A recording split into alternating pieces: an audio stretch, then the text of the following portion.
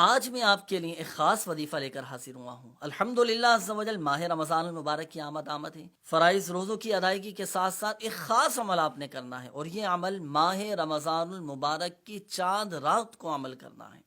اور جی ہاں، یہ عمل ایسا ہے کہ سال میں ایک ہی دفعہ یہ عمل کیا جاتا ہے، اور اس عمل کی خاصیت یہ ہے، اس عمل کی برکت یہ ہے کہ پورا سال انشاءاللہ عز و جل آپ کے رزق میں، جی ہاں، آپ کے رزق میں برکت رہے گی۔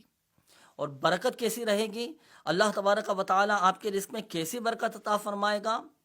جیسے کہ پانی اونچان سے نیچان کی طرف تیزی کے ساتھ آتا ہے، یعنی اگر پہاڑ سے پانی کو بہایا جائے تو نیچے کی طرف کتنا تیزی کے ساتھ آتا ہے، اس سے زیادہ تیزی کے ساتھ آپ کے رزق میں برکت رہے گی، اور پورا سال انشاءاللہ عز و جل فراخی کے ساتھ آپ گزارنے میں کامیاب ہو جائیں گے۔ وظیفہ کیا ہے؟ تو وظیفہ سماعت فرمائیے۔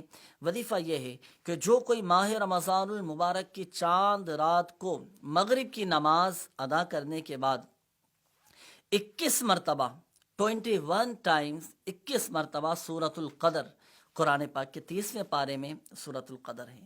بسم اللہ الرحمن الرحیم، انا انزلناہ فی لیلۃ القدر، یہ سورۃ القدر مکمل 21 مرتبہ اول و آخر درود پاک کے ساتھ پڑھیں۔ اللہ پاک کی رحمت سے انشاءاللہ عز و جل آپ کے رزق میں برکت رہے گی۔ آپ نے وظیفہ سماعت فرمایا، تو جب آپ ماہ رمضان المبارک کی چاند رات کو اس وظیفے پر عمل کرنے لگے تو چند احتیاطوں کو ضرور پیش نظر رکھیے گا۔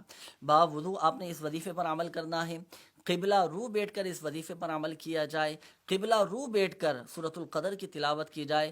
اسی طرح جب آپ اس وظیفے کو پڑھنے لگیں تو زبانی بھی پڑھا جا سکتا ہے، لیکن بہتر یہ ہے کہ قرآن پاک کھول کر، قرآن پاک ہاتھ میں لے کر پھر آپ سورۃ القدر کی تلاوت کیجئے، تو قرآن پاک دیکھنے کا بھی ثواب ملے گا، قرآن پاک چھونے کا بھی ثواب ملے گا۔ اور ایک بات اور ذہن نشین فرما لیجئے، وظیفہ شروع کرنے سے قبل صدقہ ضرور دے دیجئے گا، انشاءاللہ عز و جل اس کی بھی آپ کو خوب برکتیں حاصل ہوں گی۔